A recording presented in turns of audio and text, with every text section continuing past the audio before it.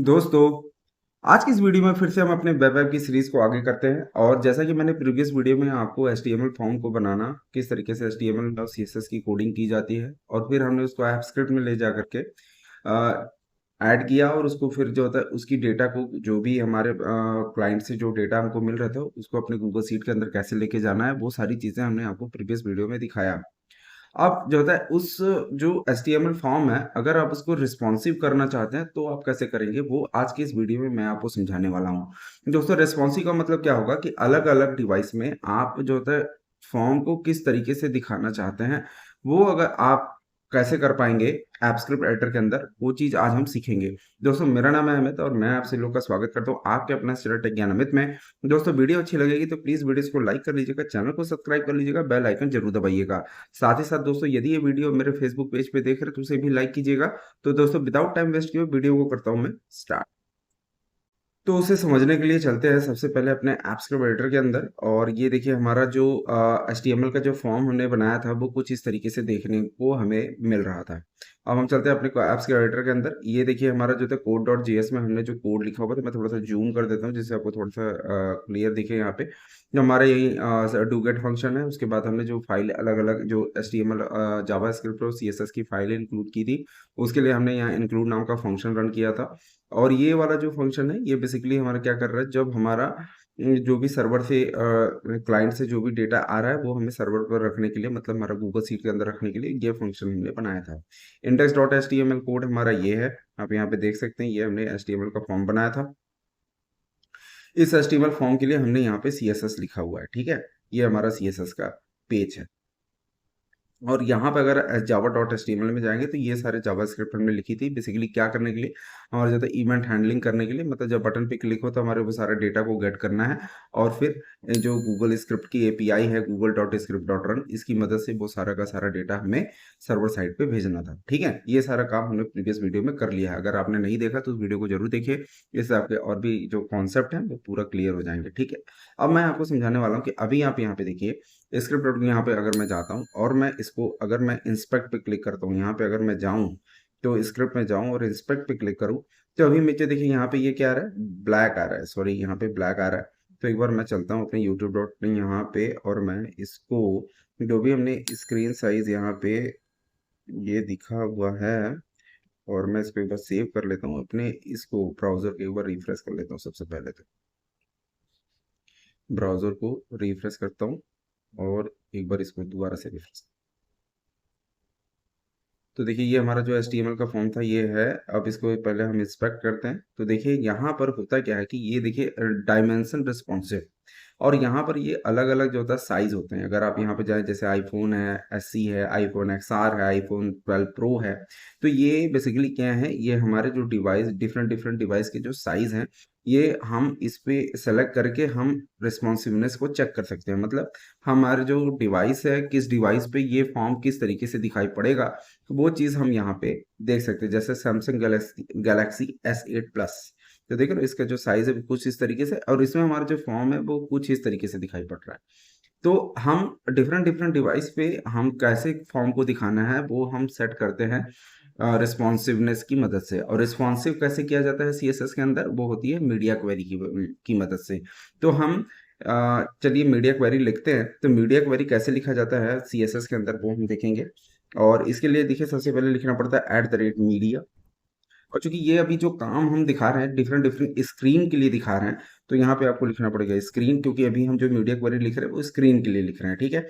और अब यहाँ पर क्या होता है कि हर एक डिवाइस की अपना एक विड्थ होता है। तो आप जिस भी विड्थ को चाहें उस विड्थ को आप सेट कर सकते हैं। जैसे लैपटॉप के लिए आप अलग से लिख सकते हैं, जो लार्ज स्क्रीन होता है उसके लिए लिख सकते हैं, जो मीडियम स्क्रीन होता है जैसे टैबलेट हो गया, और यहाँ पे आप मोबाइल के लिए हो गया। तो हर एक डिवाइस के लिए आप जो होता है लिख सकते हो।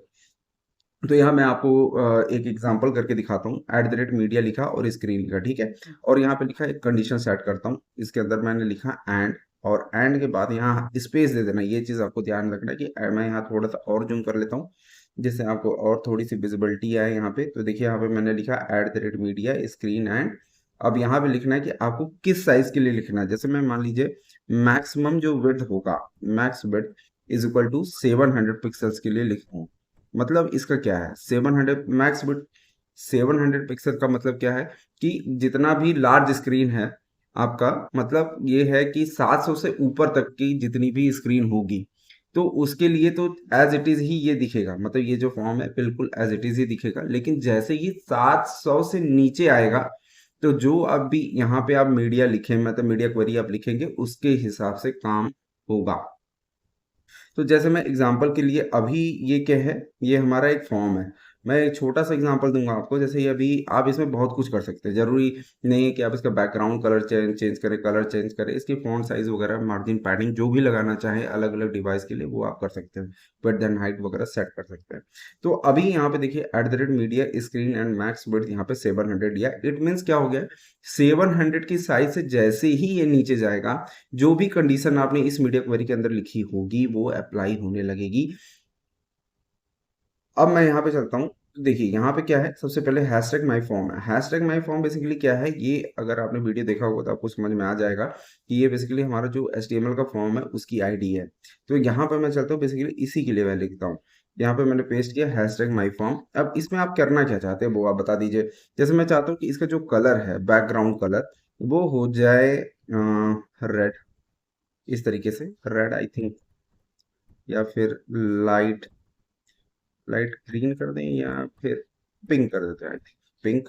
एंड कलर, मैं इसका जो टेक्स्ट का कलर होगा बेसिकली, कलर हो जाएगा रेड।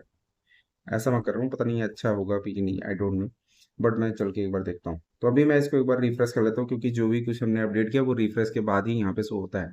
तो अब मैं चलता हूँ यहाँ पर, तो इंस्पेक्ट पे क्लिक करता हूँ। तो अभी यहाँ पे देखिए, ये अभी मुझे यहाँ पे 360 पे तो ये पिंक कलर हमें दिखाई पड़ रहा है। मैं एक बार चलता हूँ अपने यूट्यूब के अंदर code.js में जाता हूँ और इवाल्युएट कर लेता हूँ। तो यहाँ पर ये हमें पिंक कलर देखने को मिल रहा है और टेक्स्ट कलर भी हमें वाइट ही देखने को मिल रहा है।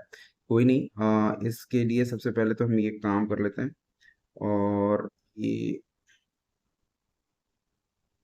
रिस्पॉन्सिवनेस, अच्छा यहाँ पे ये डायमेंशन सेट है, तो मैं रिस्पॉन्सिव पे कर देता हूँ इसको पहले। तो रिस्पॉन्सिव, तो अब मैं इसको क्या कर रहा हूँ, 700 800 यहाँ देख रहे हो आप, ये ऐसे ही चलता जा रहा है। 1100 पे यहाँ पे जा रहा है, ये देख रहे हो आप। ये क्यों जा रहा है, क्योंकि हमने तो भी मीडिया क्वेरी लिख दिया और ये यहाँ पे कुछ भी हो ही रहा है। मतलब ये 600 पे भी देखिए जा रहा है, 500 पे भी जा रहा है, 400 पे भी जा रहा है। जितना भी नीचे करता और जा रहा हूँ मैं, जा रहा है। इससे अगर ऊपर भी ले जा रहा हूँ तब भी ये जा रहा है, देख रहे हो आप। यहाँ पे ये देखिए, ये विड्थ यहाँ पे चेंज हो रहा है। जबकि मैंने यहाँ पे कंडीशन क्या लिखी हुई है कि अगर मैं style.html के अंदर जाऊं, तो ये मैक्सिमम जो विड्थ होनी चाहिए 700। इट मीन होता है 700 पर अगर जाए तब, जो मतलब उससे अगर नीचे हो तब ये कंडीशन काम करनी चाहिए। और लेकिन अभी मैं अगर यहाँ पे कर रहा हूँ तो ये किसी भी देखिए यहाँ पे विड्थ हो गई 1032, तो यहाँ पिक्सल की, तो भी ये काम कर रहा है। तो ऐसा क्यों हुआ, तो ये चीज़ आप ये समझ लीजिए, आप ये गलती ना करें, इसलिए मैं आपको यहाँ दिखा रहा था।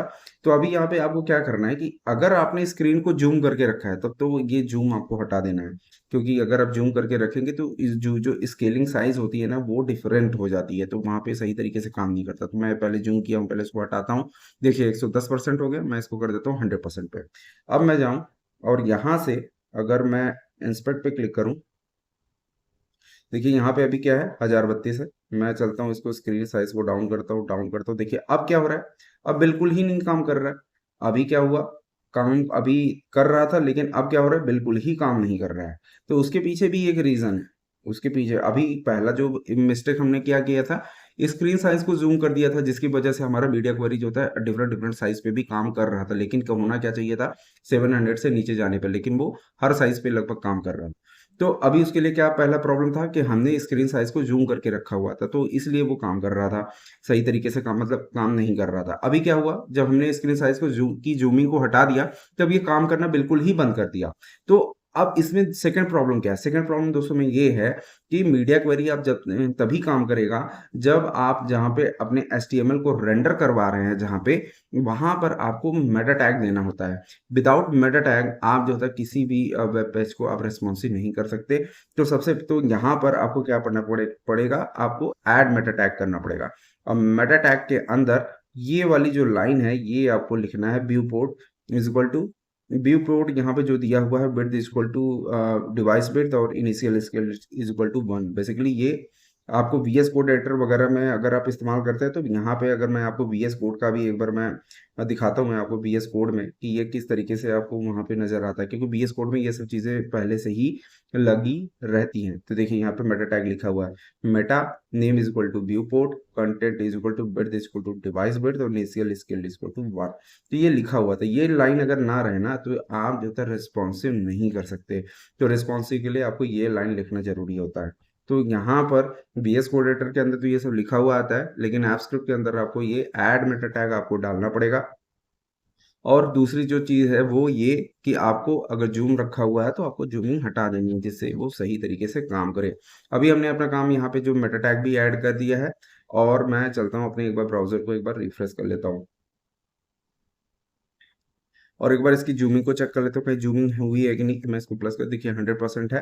तो अभी यहाँ पे मेटा टैग भी ऐड हो चुका है, जूम भी मेरा करेक्ट है 100% पे। अब मैं जा करके दोबारा चेक कर लेता हूँ और इंस्पेक्ट करता हूँ, और ये देखिए अभी यहाँ पर जो इसका कलर है वो क्या है, ब्लू है, मतलब जो भी है लाइट ब्लू वगैरह। अब मैं जैसे ही साइज, देखिए मैंने यहाँ पे साइज पे क्या लिखा हुआ है, मैंने अपनी स्टाइल शीट पे जाता हूँ और ये देखिए मैक्स विड्थ जो होता है 700 है। इट मीन्स जो होता है ये क्या होगा, 700 से ऊपर तक की सभी डिवाइसों पे ये जैसे है वैसे ही रहेगा। लेकिन जैसे ही ये 700 से नीचे जाएगा तो जो कंडीशन हमने यहाँ पे सेट की हुई है वो अप्लाई हो जाएगी। तो चलिए एक बार देखते हैं। अभी देखिए यहाँ पे क्या है, मैक्स विड्थ है 885। ठीक है, यहाँ पे अगर मैं कर्सर ले जाऊँ तो देखिए यहाँ पे लिखा भी है कि विड्थ है। तो अभी इस विड्थ को मुझे 700 तक लेके जाना है। देखिए यहाँ पे डाउन हो रहा है, 816 हो गया है और यहाँ आ गया है 796। मुझे कितने पे करना है, 700 पे। तो चलते हैं धीरे धीरे, जूम यहाँ और डाउन करते हैं और डाउन। देखिए यहाँ पे जैसे ही हमने, ये देखिए 705 है, लेकिन 705 थोड़ा सा मैं यहाँ देखा 703 हुआ, और ये देखिए जैसे हुआ 698। तो इस फॉर्म का जो कलर है वो हो गया पिंक, और यहाँ टेक्स्ट का जो कलर है वो हो चुका है यहाँ पे रेड। तो यहाँ पर इस तरीके से जो ये रिस्पॉन्सिवनेस है ये इसके नीचे तक सभी डिवाइसों के लिए एक ही रहेगा, लेकिन जैसे ही ये 700 से ऊपर होगा फिर वो नॉर्मल कलर में, मतलब जो नॉर्मल कंडीशन पहले से लगा हुआ है वो अप्लाई हो जाएगा।